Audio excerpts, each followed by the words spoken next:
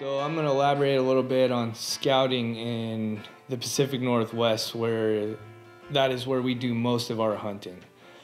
Me and Stu have been scouting together, so we've learned to trust each other's word as far as taking phone calls from each other. Okay, I'm seeing these birds here. Why don't you go cover this area?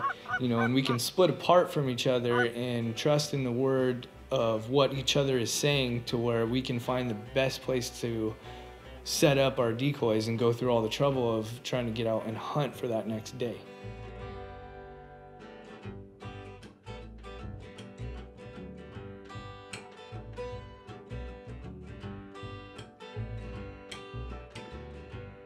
So scouting in the Pacific Northwest offers different challenges in itself. We have a lot of trees here, so we tend to be climbing trees, and Ryan, since he's the littler of the two of us, he tends to climb most of the trees. I know that if I'm at work, Ryan can scout. If Ryan's at work, I can scout. We've hunted together long enough that we pretty much just trust each other. What's been really cool is my wife, she's a rural mail carrier, and so she's been calling me up quite a bit. You know, if she gets a chance to take a break, she'll say, hey, you should go check out this field, or you should go check out that field.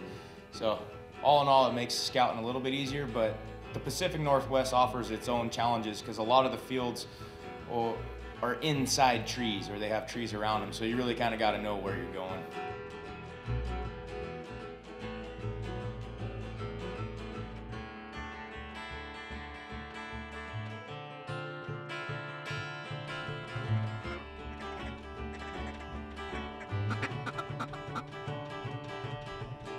A lot of the times either Stu's working or I'm working, so he'll go out or I'll go out.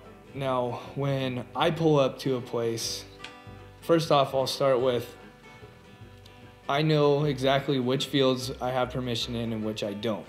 And a lot of the time I keep enough attention on the birds to where I know which general area is a hotter area than others. So I'll start off in this hotter area. Now, if I have permission in a couple fields there, I'll always check those first. That's just the way it is. But that's not to say that if birds are in another field, I won't go talk to a farmer and see if I can get permission to even hunt that field.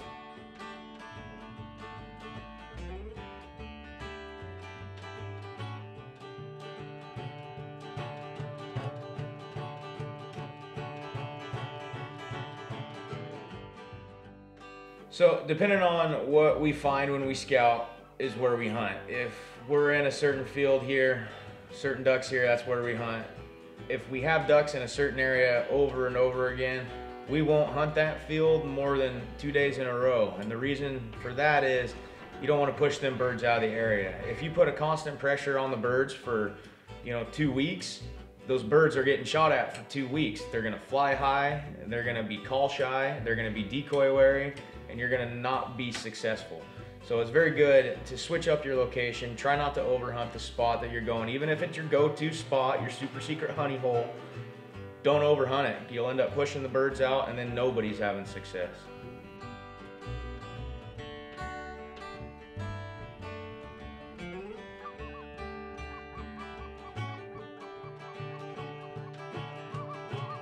Now say I pull up to a field and I see 20 ducks in one spot, but they're in another spot over here, there's a couple hundred. Now I would, of course, pay attention more to this couple hundred over here, see what the birds are doing, what time they're flying, what they're eating.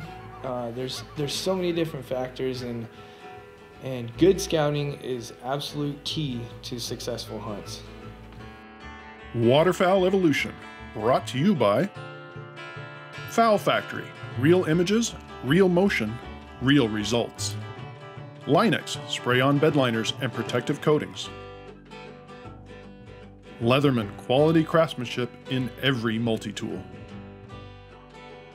Yeti coolers, built for the wild. Spectre Shot, you will always know the truth. LMC Truck, truck parts and accessories.